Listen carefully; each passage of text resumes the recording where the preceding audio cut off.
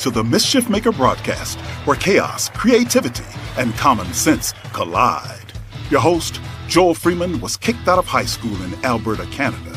He left home at 17 and hitchhiked around North America as a long-haired hippie and dope-smoking fool. He made a 180-degree change, becoming one of the first chaplains in the history of the NBA. As a professional speaker, Joel has traveled to well over 55 countries. His many books have been published in 28 foreign translations. Pieces from his Black History collection have been seen by millions at the United Nations and many other venues. And now, the Chief Mischief Maker himself, Dr. Joel A. Freeman. Hey guys, Baby Joel here. You know, ever since my sister has been taking me out in my stroller, she's been so rude to me. Pushing me around, talking behind my back. Hey, there we go. We got Baby Joel on the show tonight, and we're going to be making that a regular feature on the Mischief Maker show. Now, what's a Mischief Maker? Well, it's someone who is, I guess we could say, leads a curiosity-driven life, takes a look at things through a different lens, doesn't mind asking the tough questions or mind being asked the tough questions. We also have a Mischief Maker, someone who is just a person that doesn't mind asking the what-if questions. In fact, whenever being in a situation where it's very little information, very little, it seems like a fog, just saying, what if money was no object? What if we were to try this? And so tonight we're going to be talking with someone who's asked a lot of what if questions and has answered a lot of those what if questions. His name is Jason A. Swanston. He's become a very dear friend, and I think you're going to understand why as we talk tonight. There's no topic, no subject that we're unwilling to uncover and to discuss. And he's a leader in the new media technology for today's millennials. He holds a patent in technology that, well, I'm going to let him talk about that kind of stuff. It's something called OVNIO. And we're going to talk about some of his struggles, some of his challenges. But first, before we do that, there's a song I want to play for you. It's kind of a bluesy type song. It's called Hurricaine Bigotry. The story quickly behind it, in fact, I'm not going to tell too much about the story because I've written a booklet about it called Hurricaine Bigotry. And you can pick it up on Amazon. It's on eBay. You can go to our QR code just above at the very top of your screen. And hopefully if you're on a laptop or if you're on a desktop, you just get your cell phone out. And for those of you who know how to do this, please allow me to do this for those who don't. But you just turn your camera on and then you go on the QR code and it'll take you straight to chiefmischiefmaker.com. And once you get there, I think it's number 4 down, you can just click on that and you learn more about that. And then, of course, we have about our guests and everything else. I want to welcome people who are dialing in from Japan, from Canada, India, Australia, United Kingdom, all across the United States. And for those who are on a affiliate station with the BBC, I think there's some 16,000 of them out there that are connected or have the ability to bring this show on. I'd like for you to reach out to your station manager and say, hey, get the Mischief Maker show on. Come on, let's check it out. And hopefully we can expand the number of folks who come on this show. So right now, Mel, our wonderful producer, if you could just put on that song, Hurricaine Bigotry. Here we are.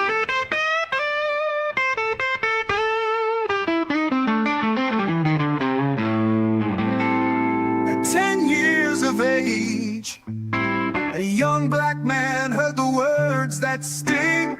As years passed, he leaned into the wind like Howlin' Wolf and B.B. King. multiplied based on skin. A broken world, where do we begin?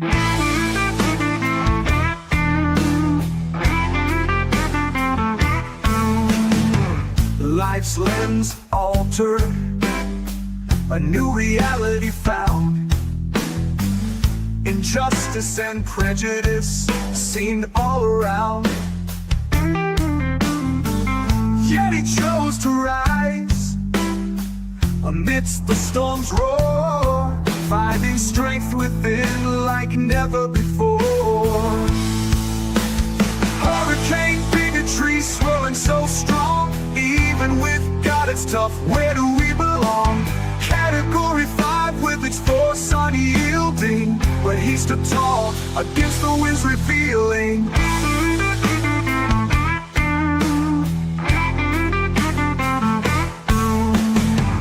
Like Katrina's fury, with its wrath untamed, he faced adversity, yet remained unchained.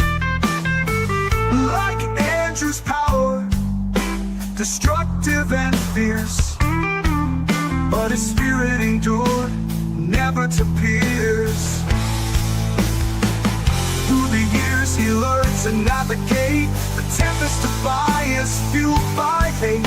Leaning into the wind with steadfast grace, his equilibrium intact in life's race. In the eye of the storm he found the truth, resilience and hope his guiding sleuth. Hurricane bigotry may rage and shout, but his spirit endures, there's no doubt. Hurricane bigotry swirling so strong. Even with God it's tough, where do we belong? Category 5 with its force unyielding, but he stood tall against the winds revealing.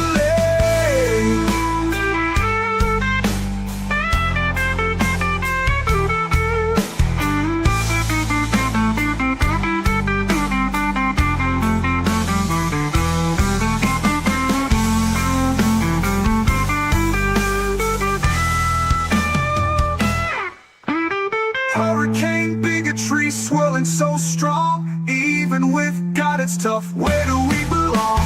Category 5 with its force unyielding, but he stood tall against the winds revealing.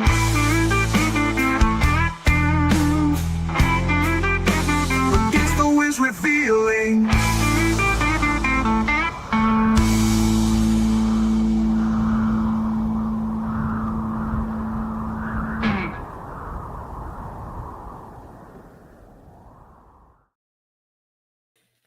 Well, that's a song that I wrote some years back and produced, turned into a booklet called Hurricane Bigotry that you can pick up on Amazon, eBay, or go to the website, use the QR code and check it out.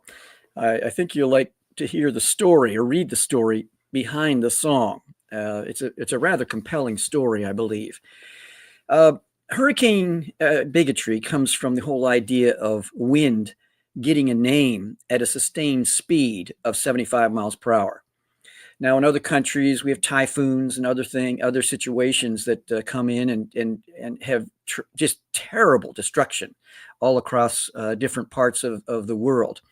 And of course, we have tornadoes, other types of things that happen. But I wanted to use the imagery of a hurricane as it describes how we as human beings have things that come against us, and how we learn how to lean into the wind without losing our sense of humor, without losing our sense of purpose, and somehow navigate our way through life without losing the equilibrium of life, spirit, soul, body, and to be able to function with people around us who are dealing with their own hurricane force winds. And so if you're in Japan, for instance, in listening to watching the show tonight, if someone's from Korea visiting in Japan, they're feeling winds at 150 miles per hour. Across Europe and parts of Scandinavia, someone from the Roma group, gypsies, feeling tremendous wind forces. In Great Britain, if you have the wrong cadence of speech, or you come from a certain part of London, and or the further north, the thicker the accent. Someone can immediately tell someone from Scotland or from Yorkshire. And the thicker the accent, the less people are viewed as someone from the middle of London or something like that. So this happens in so many different places. There's the casta system in Mexico. The darker the skin, the darker the hue, the more difficult it is for a person. Of course, across India, one could say, well, we live in an enlightened society now, and the caste system is no longer existent. Oh, yes, it is. All across the country of India, different parts of the world. And we have the Aboriginals in Australia and in Canada, in here in America. We have all kinds of different layers and different situations around this whole topic. So tonight I've invited a very dear friend, Jason Swanston, to be with us this evening. And Jason, welcome to the show. Thank you. We have no clapping, no canned clapping, but I'll do it a little bit to help out here. But it is such an honor and a privilege to have you here on the show. We've got folks here, some of your biggest fans are saying, "Go, Jason." We've got people from Ohio and other places that are giving you the thumbs up. Tonight, maybe if you can share a little bit before we get into the topic of hurricane bigotry, maybe a little bit of how we met and how we connected. I think it was Ivan Van Sertima was a part of that space. But yes. Give us a quick overview of how we connected. Sure. We connected through a mutual business associate of ours with regards to me soliciting great people like yourself who had artifacts that I was interested in digitizing in the metaverse for young people to basically be attracted to just the notion of history and digitizing history and minting history for the future beyond. And so when we got on the phone, it was a conference call with about 8 people, and you and I just literally went down a vortex of conversation with regards to history, African history, Black Americana history, Black Americana artifacts. And you told me that you had a relationship with Ivan Van Sertima, who was a very astute and renowned historian that I was brought up to know, to understand, and to read about outside of school at the age of 13 by Dr. Leonard Jeffries at City College. And so when you told me that, you and Mr. Sertima were even in contact, that literally sealed the deal for me in terms of engaging you and not only becoming your friend, but also just understanding that you really truly went down the rabbit hole and knew, how to take our Black culture and just respect it with just taking these particular giants that I grew up knowing, like Ivan Van Sertima, Dr. Ben Yakman, and taking their words and saying, hey, listen, I'm going to put this into a pamphlet, into a booklet, and I want to take it into the future. I'm not going to just keep it in a textbook format. I'm going to, venture out. And so that's how we met. And when you said, Jason, I'm with you, let's take it to the next level. Let's allow young people to see these various different artifacts that I have, 3,000 plus artifacts that I have in the metaverse, that right there was just a godsend. And I just said, you know what, this guy, Dr. Freeman, everybody calls you Joel. I call you Dr. Freeman. Said, this guy is going to be my family forever. So that's how we met. And from that point on, we just never stopped talking and building, as we say in Harlem, we never stopped building. and from that point on, I was just enamored with just your understanding, to culture, anthropology, archaeology, just societal norms. That's what my takeaway with our relationship has always been about. And that's what I missed, with having my grandmother, who was a historian, not just a Black American historian, but just a world history historian in-house, teaching me about, the Japanese culture, the Jewish culture, from religion to society. So that's how we met, and that's why we're as thick as thieves today. No. You lived in India, you've lived in Hollywood, you started college around 15 years of age, Yeah. and you sat under the teaching of some incredible Afrocentric scholars at a very young age. And tell us a little bit about when you went to Hollywood. This was in the very beginning of the whole digital thing, Yeah. MySpace and all the rest of it. And you worked with about 80 Michael Jackson and a bunch of other folks in helping them in the digital, introducing them to the digital age. Explain a little bit about that. Yeah, thank you. It's well because back in those days when MySpace and a couple and Habbo and Friendster, those were the Instagrams and TikToks of the time, were basically penetrating the boardrooms and the studios, whereby people were starting to have conversations on these platforms. Back in those days, we had blogs. You wrote a blog. The publicist just wrote a blog, and that was it. We're talking about American Online days, from the late 90s into the 2000s. And so what I basically did was, because I have my knowledge with technology and front end and back end development, I saw where the evolution of conversation was going in terms of selling a product, as well as selling ancillary products directly from the actual television show or the movie. I said to myself, well, you know what, this is where the future is going. I've done it in the music industry, and I met a woman. She got me into the film and television world by introducing me to a business partner of mine.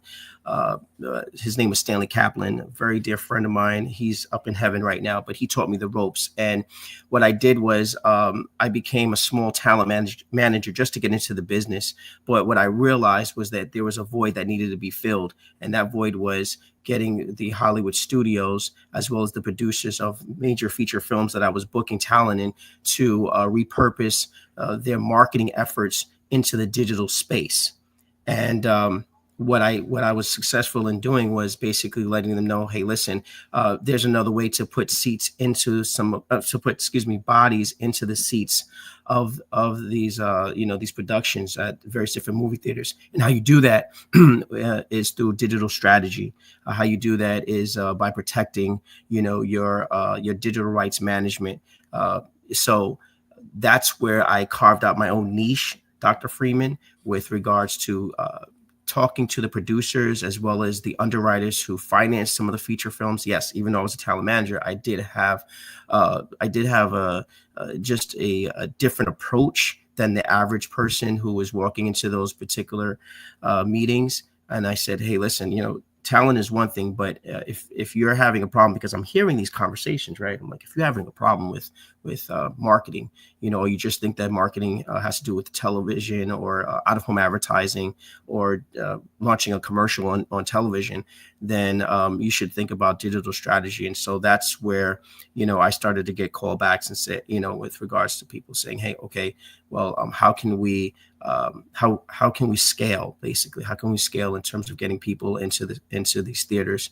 And with the onslaught of Netflix coming into play, we're talking about the year is 2006, when Netflix went from distributing DVDs to the home to the internet, in which you had to go to the website, and Netflix was like, oh my God, you can watch movies on your laptop now. That's when Hollywood started to really get nervous, especially with the piracy and the BitTorrent sites, with BitTorrent sites, or like pirated sites like Napster. So that's where I just basically carved my own niche in terms of helping people market and helping people.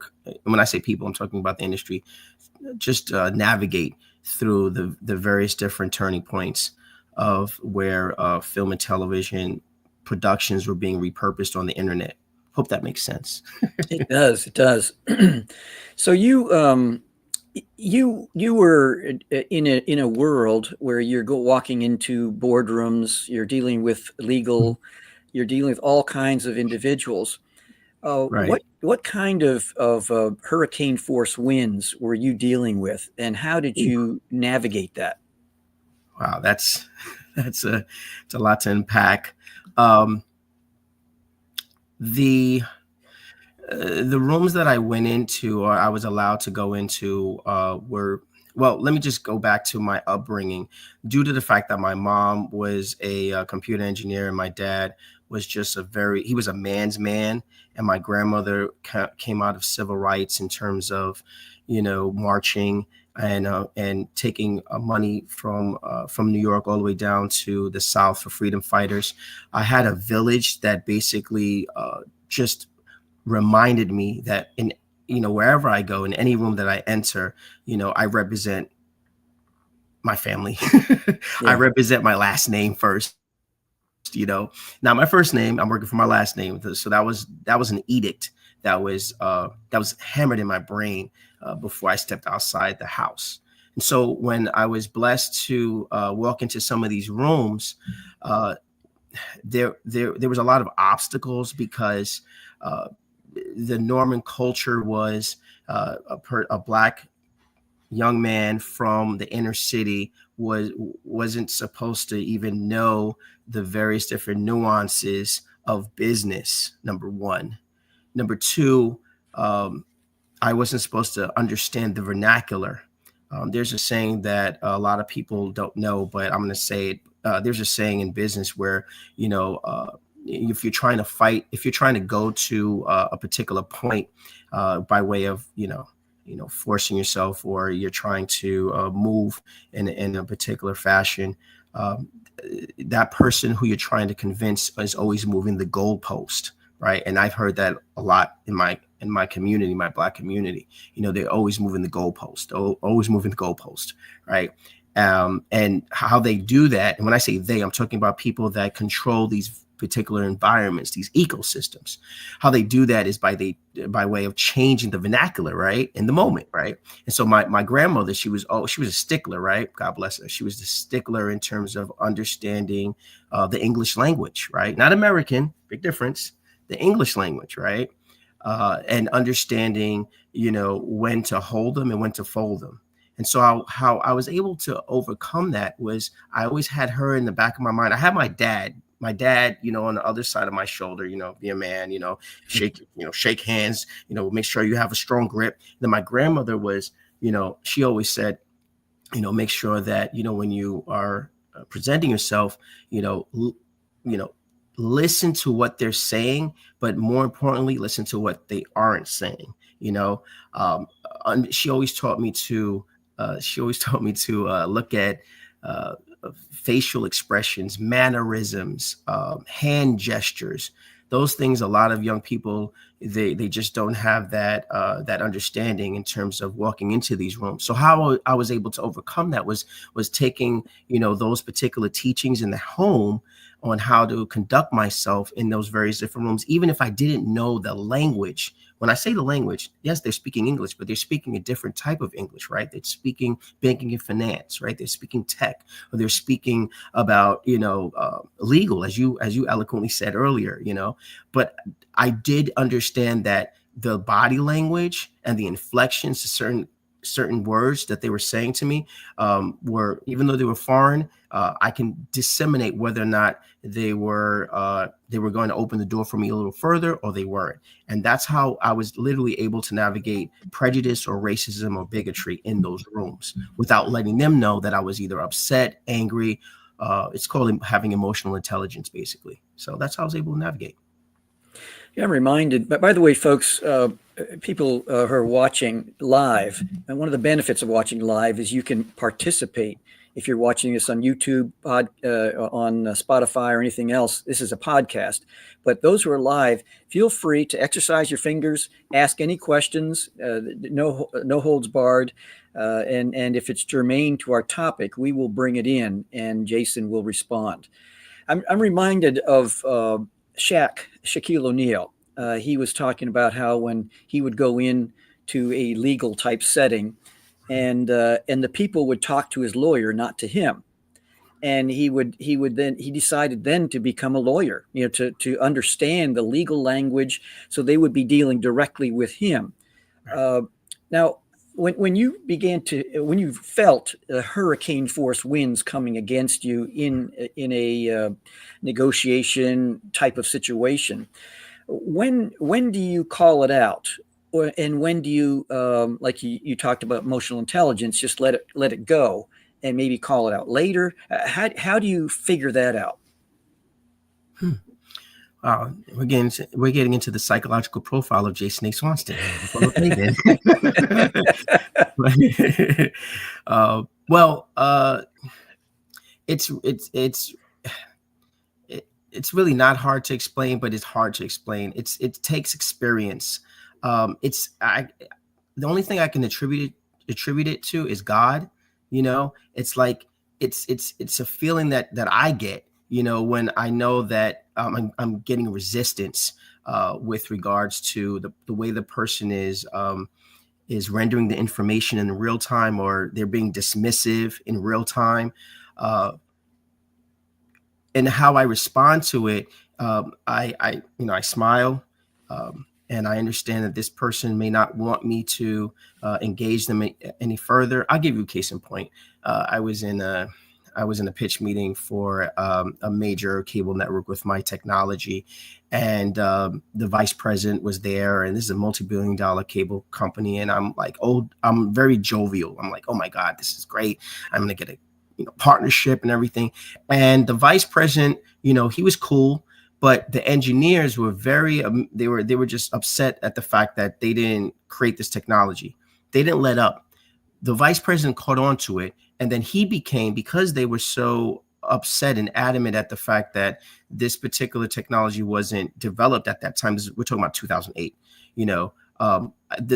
The air in the room basically shifted. I mean, I'm talking about in real time, Dr. Freeman. And, the vice president looked at them. These are three senior engineers that, obviously can write the same thing I can write code. And he said to them, well, how come you guys haven't created this? Even though I'm there to pitch for a partnership, because my technology can bring them to the next level or can scale. And they looked dumbfounded, but then they got angry at me. When I say angry at me, they looked at me, right? And they were like, well, we can do this. So vice president looked back at me, even though he signed my NDA, my non-disclosure agreement with a non-compete clause. And he says, well, it'll be great to partner with you, but I don't think that's going to be viable because, quite frankly, we just rather just buy the source code. And in that moment right there, I knew to the whole topic of discussion. And so I had to smile and I said, okay, well, I thank you very much for the offer. I don't want $64 million, for a simple source code. I'd rather partner with you. But because I realized that, and I took it as, obviously I'm not a proven model, even though my technology is robust, as we say in the tech world. I took it as, he didn't want to partner with me because, quite frankly, for whatever reason, I said, thank you very much. I shook his hand. And, the senior engineers turned around. They said, hey, listen, we should work on some other things. And so, again, my point for saying all this is that, just having discernment and knowing when to talk about your anger in the moment it takes a lot of experience, Dr. Freeman, and it's one of those things you have to practice at home. I practice on a daily basis not to be upset, because I have an obstacle. I practice in the mirror, how am I going to respond if, I play these scenarios out. What if this person says no? What if they say yes? What if they say maybe? What if they ask me about where I'm from? I've been asked questions in pitch meetings where they didn't want to know about my technology. They wanted to understand, well, how can a kid, quote unquote, from Harlem create this technology that can debacle the cable industry? Do you have a Chinese guy, or an Asian kid trapped in the basement in Harlem? These were comments that were made to me, raising capital for my company. And as off-putting as those comments were, I did find ways to call up my ancestors, in these particular instances, my grandmother and my dad, who wasn't there, at the time, obviously. I by myself and say, what would they do? What would my grandmother do? When she was marching, and how she took those hits, how she got spit on, by integrating school in Brooklyn, Hawk spit on by a white kid. How does she take that and walk in and still integrate because she knew that I was coming, and if she can be spit on by kids, high school kids, because she wanted a better education and she didn't do anything, and she held her head high, she wiped it off, and she put on her moccasins, and she went back to school, she became what she became, then I can't hold a candle to that. If someone just says, hey, do you have an Asian kid, trapped in Harlem creating this technology? You know what I mean? So that's how I overcome, these hurricanes. Thank you. Louis Davidson says, my mother told me you can always tell if you listen carefully. Mm-hmm. For example, there's a difference between obnoxious and precocious. It tells you nothing about the behavior, only about the person observing and defining. So you need to listen carefully. Great insight, Louis. We're going to take a break now, and we're going to come back on the other side, and I'd like to hear your comment on that. We're going to take a break right now with our sponsor. We've got the swag here with Rosetta Universe, and go to the QR code above, and it's chiefmischiefmaker.com if you can't access the QR code. Mel, let's go.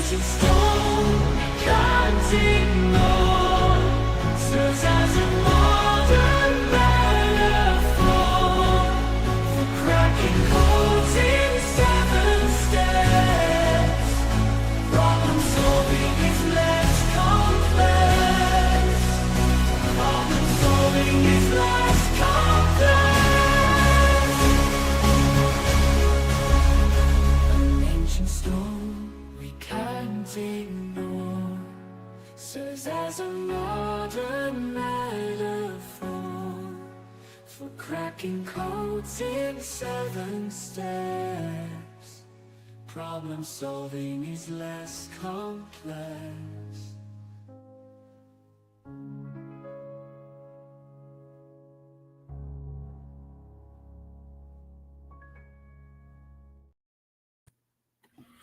That's a kind of a jingle I wrote and produced about the Rosetta Universe, our sponsor. And what I'd like to encourage is for you to check out the QR code above. That'll take you to a link tree. And the number 1 in the link tree is Rosetta Universe.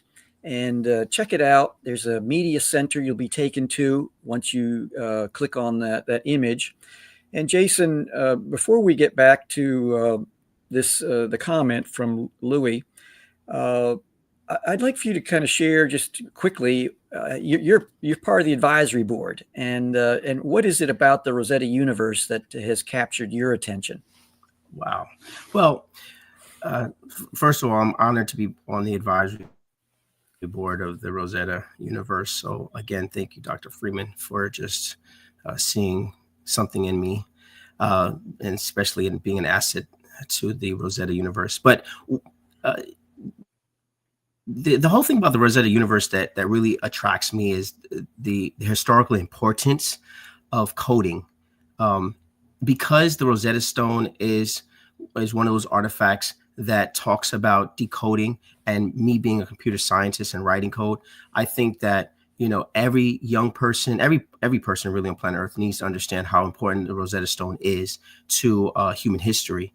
But by me being on the actual board and giving input in terms of how to bring that particular information into the future, I think it's an honor. Rosetta Universe is one of those ecosystems. I like to call it ecosystem. It's not just an entity, but it's an ecosystem in which people really can take away the importance of decoding languages and decoding scribes, right? You know how you have the Egyptians with their hieroglyphs. Well, the Rosetta Stone is something that's equivalent to that, but more importantly, it allows people to delve into how the beginning of software development started. When people were writing in code on stone. So I'm very appreciative and I'm honored to be on the board.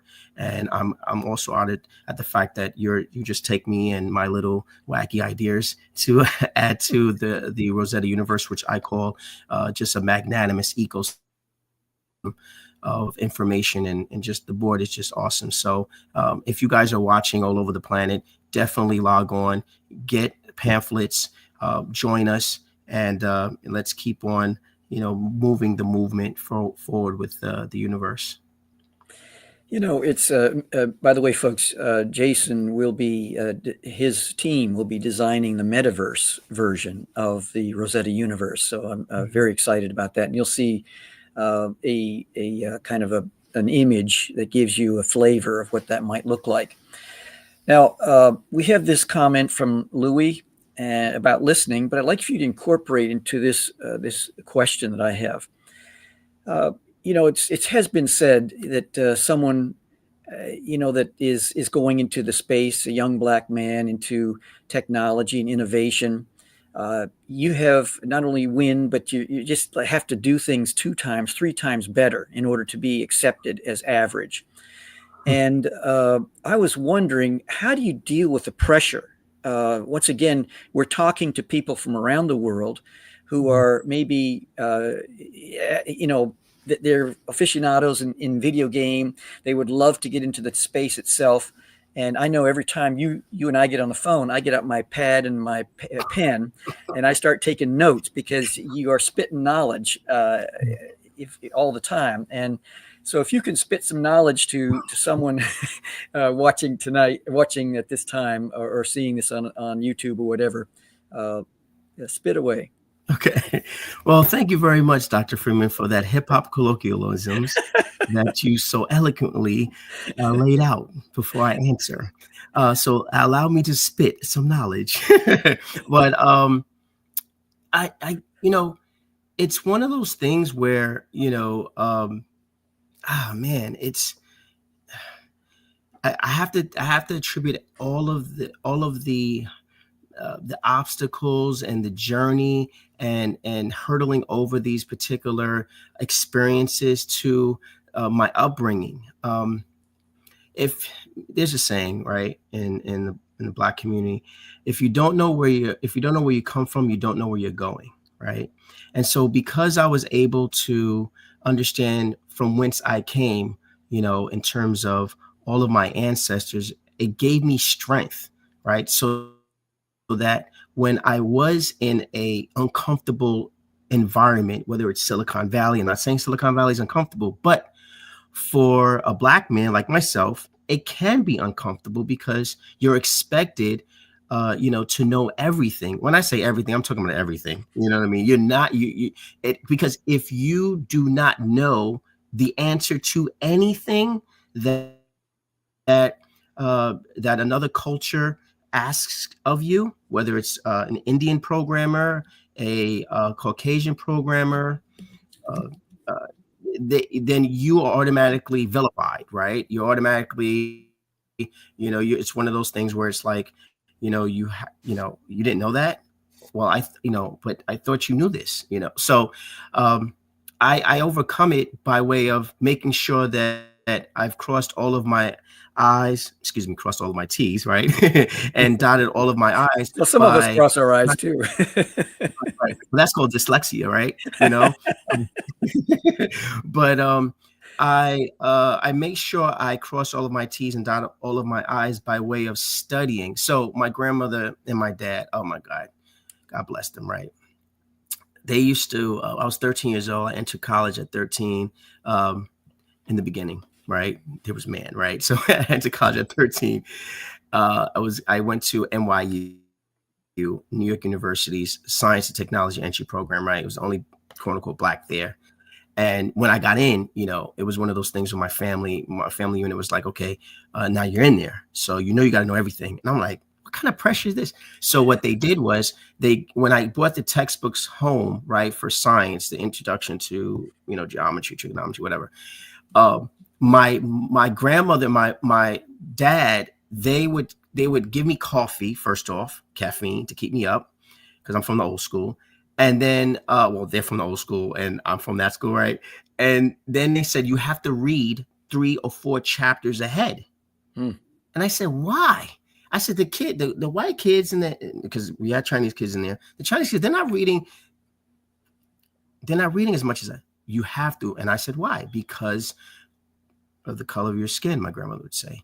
You have to know everything because you're just not going out there and, you got in this program. It was only 2 of us. It was me and Todd Lum. Todd was black, but his mother was Asian and, whatever. So he was black, but he wasn't black like us, right? We used to tease, but we were just it was just 2 of us in there. When I say us, like we didn't care about his mom being Asian, but because it was black. And we were like, like fish out of the water, like 2 flies in a cup of milk. And, we had to read these chapters because when we got into class the next day, as sure as I'm having this interview, the professor would ask us the questions, and the way they would ask it was like, we didn't know. It was some underlying condescension because I was familiar with what condescension felt like, and I knew it, and to the point where I had to understand you have to know everything when you're walking into these environments because they expect you not to know because of the color of your skin, because of what society deems you to be. You're always sweating. My grandmother, my father used to say, we're always sweating to the world. What that means is if you look at a successful black man, he's either sweating, which basically means he's either performing, which he's sweating, or he's playing a sport and he's sweating there. So that's all people expect us to do is sweat. And they don't expect us to think. They don't expect us to be mathematicians. They don't expect us to be scientists. They don't expect us to be, logistical thinkers. And so when we come into those environments and we're able to think, it could be off-putting to other cultures because they already have this preconceived notion that you're supposed to be sweating, right?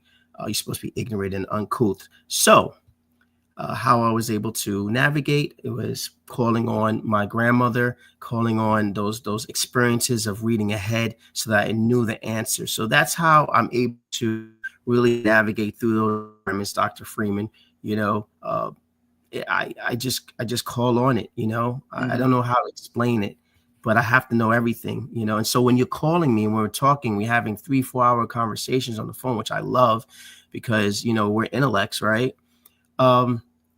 It's one of those things where, I was raised to teach. I was raised to give information. We call them cheat codes, right? Even when I was in the music industry, working with all of these A-list platinum artists, and I realized, hey, wait a minute, there's a void that needs to be filled. And that void is they don't know where, their mechanical royalties are getting ready to be spent or be shared.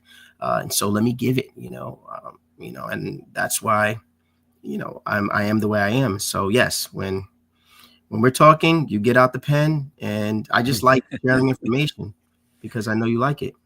I love it. Louis, thank you. He says, that's my point, Jason. If you're white, you're precocious. If you're black, you're obnoxious. That's the hurricane bigotry at work, subtle but deadly.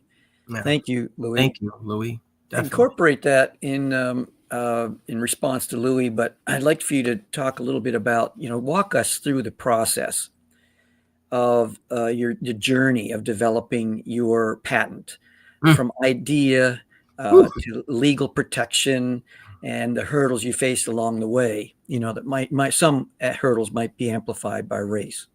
Whew. Oh man. We have time? So we've got, try to do this in about 7 minutes if you can. Fairly simple. Great. I can do it. I can do it in 5. Wow. So with regards to the inception of the idea of having a streaming TV platform that can that allows people to watch TV and buy merchandise from the scene of a movie all came from a conversation I had with my mom. And she was on Shopping Network, and I said, you know what, Mom, I can create a website for you to basically, watch TV and shop. And that's literally how the inception of the patent of OVNIO started to manifest. And we're talking about 2006. So of course, by me being a great study, my dad was like, this is awesome. And he said, you're probably going to need security. But he said, start studying. And so what I did was I started studying everything I could get my hands on the internet with regards to the business of cable, the business of streaming TV, and the business of distributing content, excuse me, content throughout the planet, where we were in terms of internet distribution. So with regards to the idea, it started to manifest.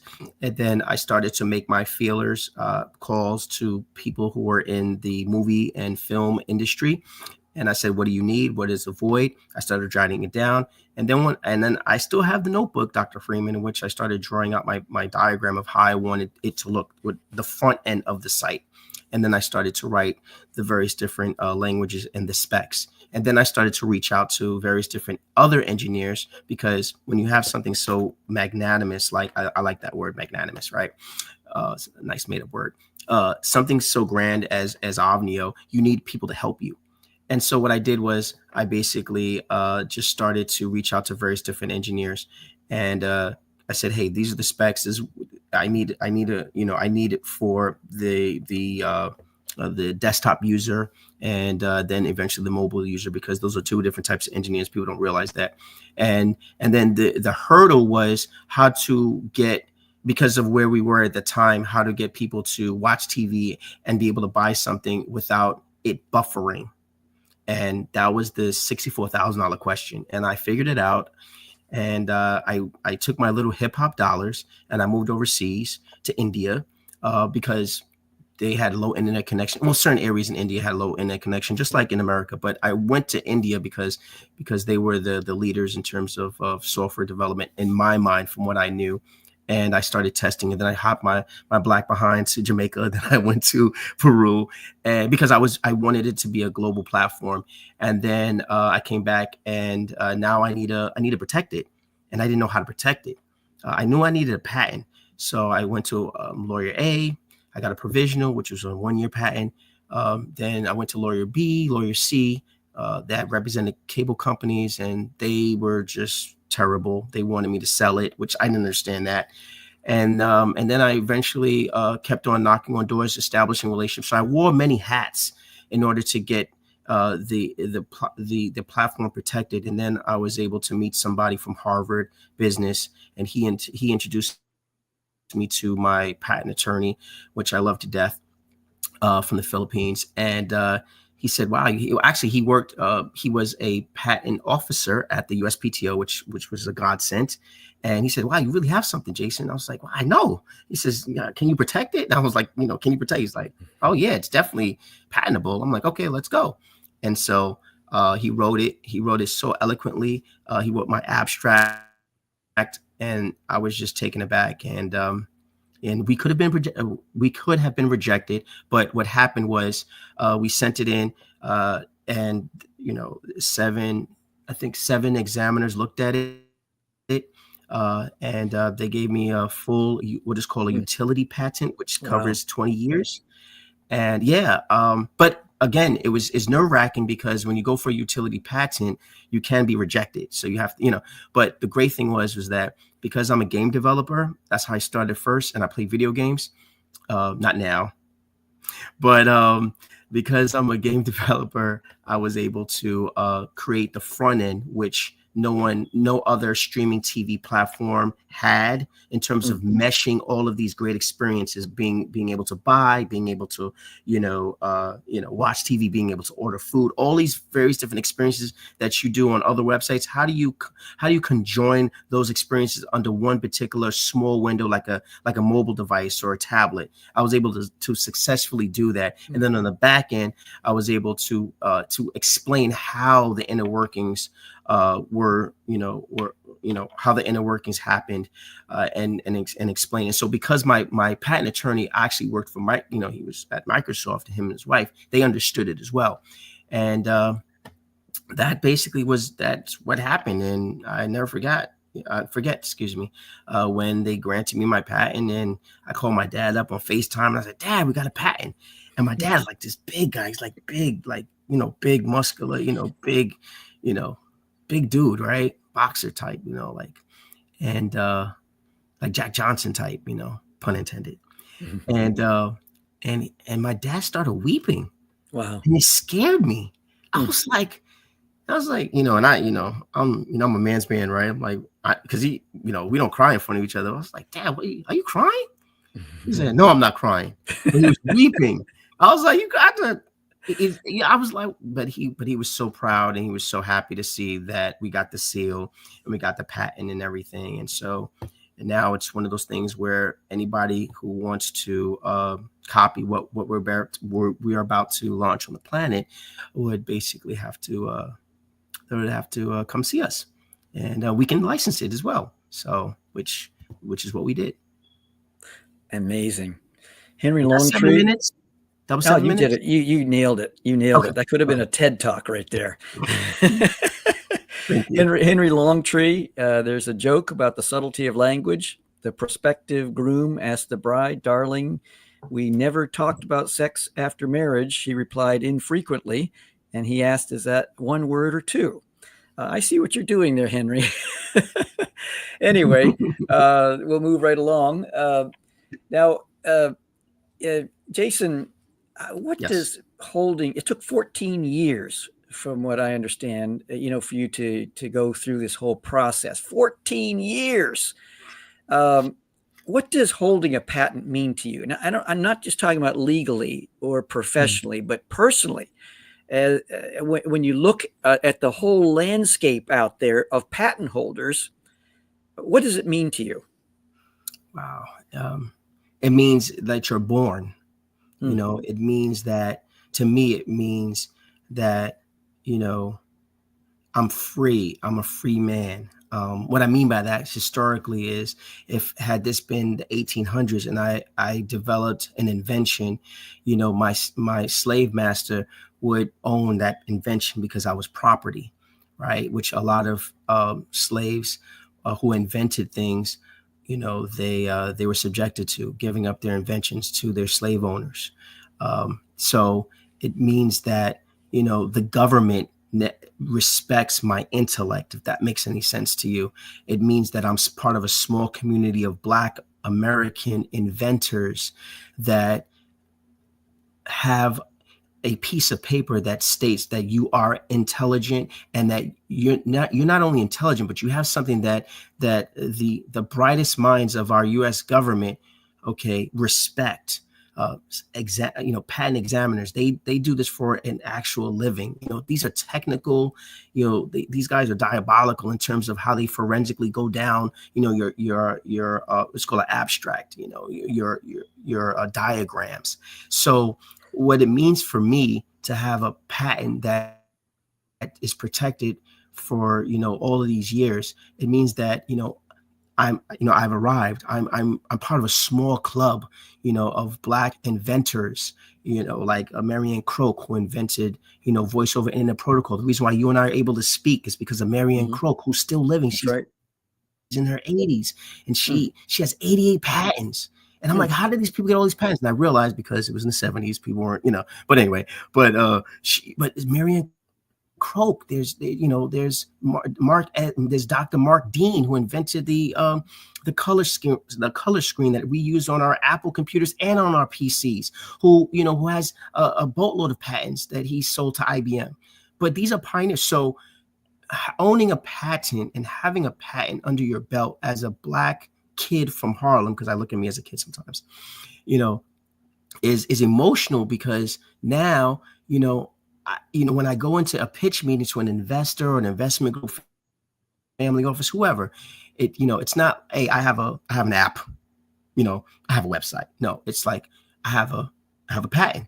And then of course the conversation is, well, what, because legal is in the room sometimes. Well, is it a provisional? Because a provisional only covers you for a year. And I'm like, no, it's a utility. And that's when the whole air changes.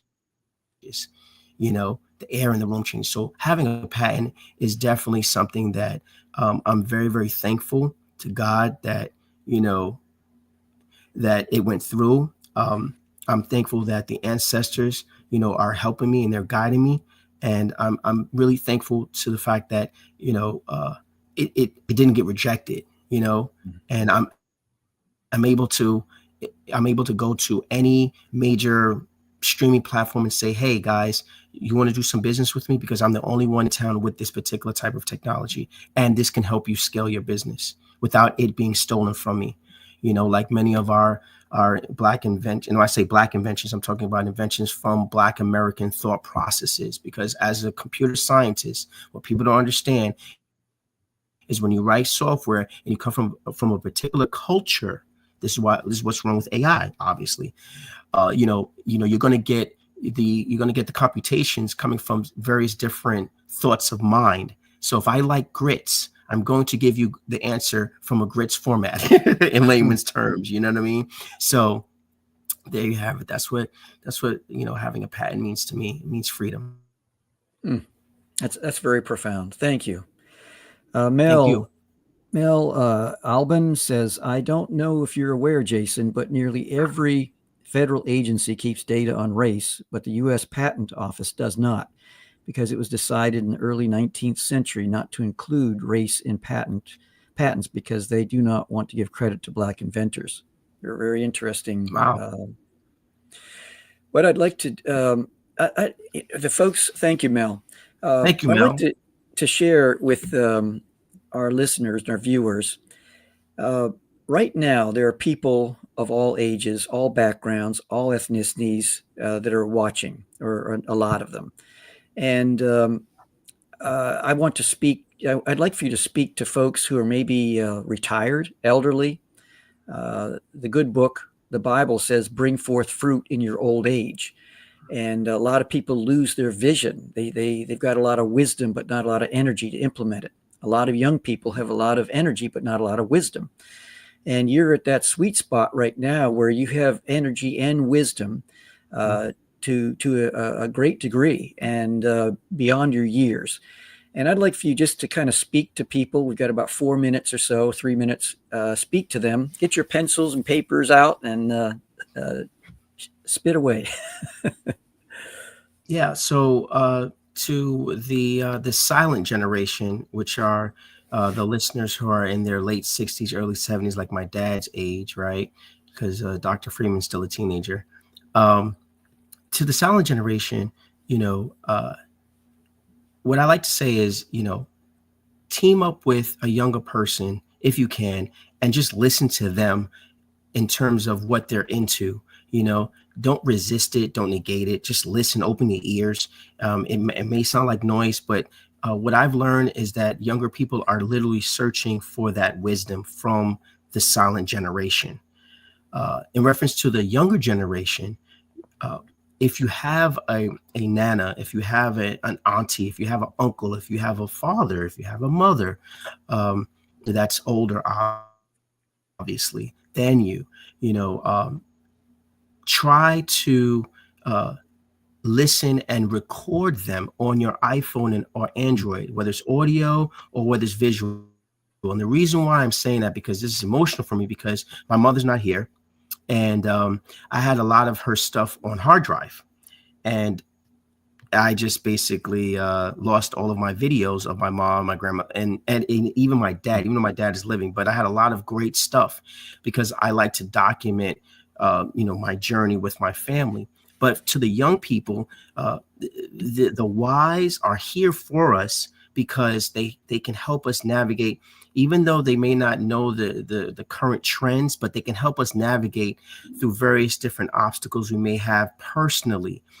But how you give thanks and you pay homage to those elders that are literally in your immediate circle is by documenting. And with technology now, you can document by way of recording them on your iPhone or Android. And then what you do is you back it up, meaning you take that little video clip and you send it to your Gmail account and store it. That's what I started to do, and I started to tell a lot of young people to do. Now, what that will do for you as those people get older, as your parents or your grandparents get older and they start to go off to glory, you can call up on those videos and those audios and listen. And trust me, it will give you comfort. And so, and how to bond those two particular generations, I think technology, where we are today, can do that by way of, if two generations just come together and they sit down and they just literally open their ears and listen. I don't like, I don't like some of the music today, but I do understand that the younger people, they do look to me to give them guidance, even though I don't want to hear drill music. But Jason, drill is a we got to bring this plane in for a landing. Thank you so much for coming on today, and thank you being so a part much of this show. And it's just a joy to know you and to hear what is in you. You're emptying the library within every time you talk with me and other people. Well, folks, Jason Swanston, go to the QR code, chiefmischiefmaker.com. 3 words, chiefmischiefmaker.com. And you'll find all the information how to get a hold of him on the link tree. Ebidibidi, that's all, folks. You have just experienced another episode of the Mischief Maker broadcast. Hit the subscribe button. Connect at chiefmischiefmaker.com. Thanks for coming along for the ride. And hopefully, you are now a bit closer to becoming a mischief maker in your part of the world.